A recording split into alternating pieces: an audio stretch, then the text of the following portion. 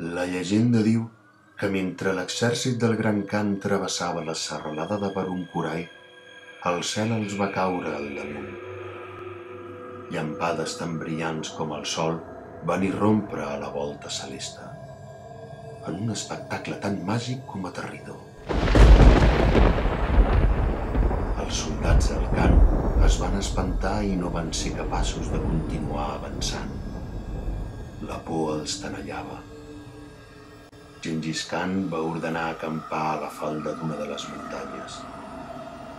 Amb els seus oficials de confiança, va trescar fins al cim.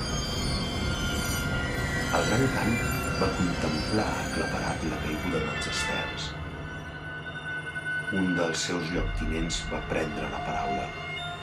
«Hem d'anar-nos-en, senyor. Hem de marxar».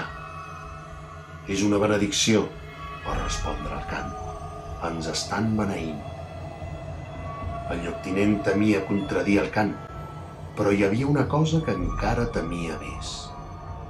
«No, senyor, és una maledicció. És la pluja de la follia. Cada 1000 anys les estrelles cauen a dormir en aquesta serralada, senyor, i fan embogir els homes». Gengis Khan va esguardar-lo de fit a fit i el va fer decapitar.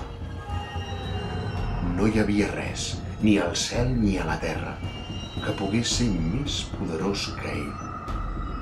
Però això és només una llegenda, i en fa 1000 anys.